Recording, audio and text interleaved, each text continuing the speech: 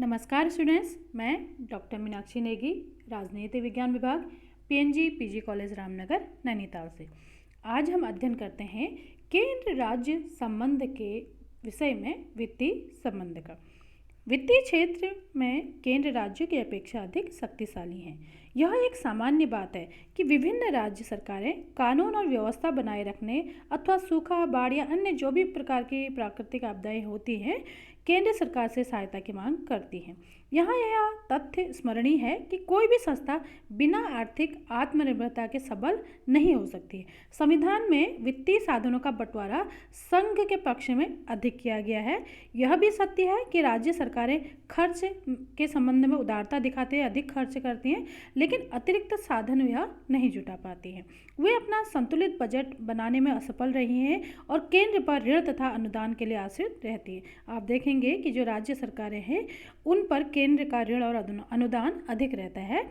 यह एक दयनीय स्थिति है कि राज्य सरकारें प्रायः केंद्र सरकार से आर्थिक सहायता के लिए मांग करती रही हैं। संविधान निर्माता इस बात से अभिज्ञ थे। वे जानते थे, प्रथम, राज्यों के आय के स्रोत सीमित हैं और लोचहीन भी हैं। राज्यों की आय का प्रमुख स्रोत क्या था? बिक्री कर था।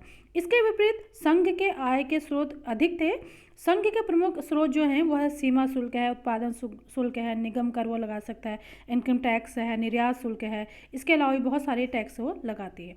इन शुल्कों से प्राप्त राजस्व में निरंतर वृद्धि हुई भी है।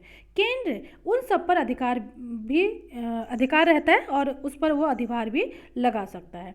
द्वितीय, संघ द्वारा आरोपित एवं संग्रहित तथा विनियोजित किए जाने वाले शुल्कों के कुछ उदाहरण हैं बिलों, विनियमों, प्रोमेसरी नोटों और चेकों आदि पर मुद्रांक शुल्क और दवा एवं मादक जो पदार्थ हैं, शौक श्रृंगार की चीज़ों पर कर तथा उत्पादन शुल्क।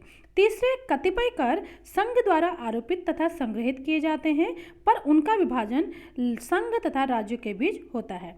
आयकर का विभाजन संघीय भूभागों के लिए निर्धारित निधि तथा संघीय खर्चों को काटकर शेष राशि में से किया जाता है। आयकर के अतिरिक्त दवा और शौक श्रृंगार की जो चीज़ें हैं, अन्य चीज़ों पर लगाया जाता है उत्पादन शुल्क, इसके अंतर्गत आता है। चौथे, केंद्र को संविधान यह अधिकार प्रदान करता है कि वह अपनी संचित निधि की साख पर देशवासियों और विदेशी सरकारों से ऋण ले। पांचवें, संविधान के अनुच्छेद 275 के अंतर्गत केंद्र द्वारा राज्यों को सहायक अनुदान प्रदान करने की व्यवस्था है, जैसे पटसन व उससे बनी वस्तुओं के निर्यात से जो शुल्क प्राप्त होता है। भारत में संघ और राज्यों के मध्य वित्तीय संबंध बहुत सौहार्दपूर्ण नहीं है। वर्तमान में भी आप देखते हैं ना, कहते हैं कि पैसे से संबंधित मामले बहुत अच्छे नहीं होते हैं। किसी का लेना देना है तो तुरंत उसको निपटा लो। तो इसमें हम सबसे पहले देखते हैं, कई राज्य सरकारों की यह शिकायत रही है कि केंद्रीय सहायता समय पर उपलब्ध नहीं होती है। अब इसमें वो दिक्कतें ज़्यादा हो जाती है कि केंद्र में अलग सरकार है, केंद्र में जैसे बीजेपी की सरकार है, किसी राज्य में कांग्रेस की है, तो इसमें वो एक दूसरे पर आरोप लगाते हैं। जो राज्य की सरकार है वो केंद्र पर आरोप लगाती हैं कि ये हमें सपोर्ट नहीं कर रहे हैं। राशियों का निर्गमन अंकेक्षित जो खातों पर निर्भर करता है और राज्य सरकारों को अपने खातों को तैयार करने और जांच करवाने के लिए केंद्र सरकार पर निर्भर रहना पड़ता है। दूसरा, हम देखते हैं, केंद्र पोषित कार्यक्रमों के लिए केंद्रीय सहायता की सूचना हमेशा विलंब से मिलती है, जिसके फलस्वरूप इन योजनाओं का पूर्ण क्रियान्वयन नहीं हो पाता। अगर राज्य सरकार अपने संसाधन से इनको क्रियान्वित कर भी लेती है तो व्यय राशि को वापस करने में केंद्र सरकार विलंब कर देती है। इन कार्यक्रमों को पूरा करने में राज्य सरकार को अपने दूसरे कार्यक्रमों में कटौती करनी पड़ती है। अगला हम देखते हैं, जो केंद्र पोषित योजनाओं के तहत राज्य सरकारों पर कई तरह की शर्तें लगा दी जाती हैं। इन शर्तों को पूरा करने में इन्हें अनेक कठिनाइयों का सामना करना पड़ता है, बहुत सारी प्रॉब्लम्स उत्पन्न हो जाती है। सरकारी प्रक्रियाएं हैं, उनकी जटिलता और अधिकता के कारण प्राकृतिक आपदाओं के लिए घोषित सहायता धनराशि के निर्गमन में भी विलंब हो जाता है। राज्य सरकारों ने अपने लिए अधिक करारोपण शक्तियों की मांग की है।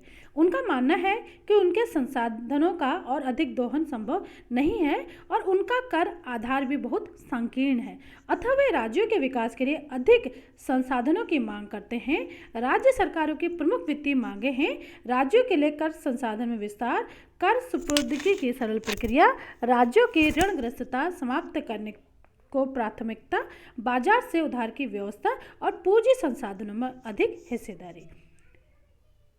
इस प्रकार हम देखते हैं कि केंद्रीय सरकार राज्य सरकारों की अपेक्षा वित्तीय क्षेत्र में अधिक शक्तिशाली है। प्रोफेसर फाइली के शब्दों में वर्तमान स्थिति में राज्यों के पास सीमित साधन हैं और अपनी अधिकतर विकास योजनाओं के लिए उन्हें केंद्र की सहायता की आवश्यकता ही होती है। इसलिए उन्हें केंद्र का नेतृत्व स्वीकार करना पड़ता है तथा कभी कभी केंद्र के आदेशों के आगे झुकना भी पड़ता है।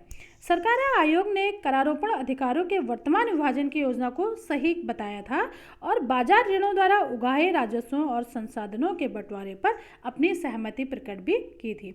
राज्यों का आरोप है कि सरकार आयोग कमोवेश यथास्थिति बनाए रखने के पक्ष में है।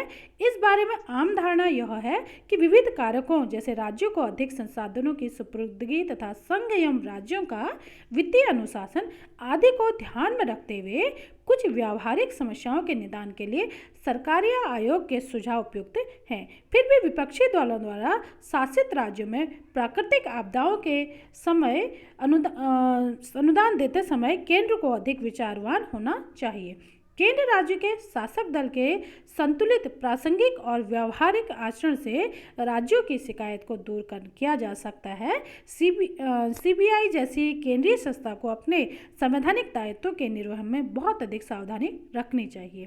उन्हें राजनीतिक भावनाओं से ऊपर होना चाहिए ताकि केंद्र और राज्यों के बीच परस्पर सहयोग और विश्वास की भावना विकसित हो सकती है। क्योंकि भले ही यहाँ पे संघीय व्यवस्था अपनाई गई है भारत में, लेकिन बिना केंद्र और राज्य के जो वित्तीय संबंध है अगर वो सही नहीं होंगे तो इसके बिना क्या होगा, पूरे राष्ट्र का विकास नहीं हो सकता। भारत का अगर विकास होना है तो सारे राज्यों को एकजुट होकर आर्थिक विकास से संबंधित, सामाजिक विकास से संबंधित सारे कार्य करने होंगे और अपनी जो समस्याएं हैं उनको दूर करना होगा और नए आयामों को छूना होगा, तभी भारत का विकास हो सकता है। और किसी भी उद्देश्य की प्राप्ति के लिए, किसी भी लक्ष्य को प्राप्त करने के लिए हमें सबसे ज़्यादा ज़रूरत किसकी होती है? वित्तीय संसाधनों की ही होती है। तो वित्तीय जिस तरीके से अन्य क्षेत्रों में हम देखते हैं कि विकेंद्रीकरण है, आराम से जो स्टेट गवर्नमेंट है या जो क्षेत्रीय स्तर पर है कार्य बहुत आराम से हो जाते हैं, उसी तरीके से जो प्रशासनिक केंद्रीकरण हम देखते हैं और विधायी क्षेत्र में हम देखते हैं अधिकार राज्यों को बहुत ज़्यादा दिए गए हैं, उसी तरीके से वित्तीय क्षेत्र में भी राज्यों को कुछ शक्तियाँ ऐसी दी जानी चाहिए जिससे वो तुरंत जो समस्याएं हैं उनसे निपटने के लिए, अपने आर्थिक विकास के लिए और विभिन्न योजनाओं को संचालित करने के लिए कदम उठा सके। इसी के साथ आज का लेक्चर समाप्त होता है। धन्यवाद।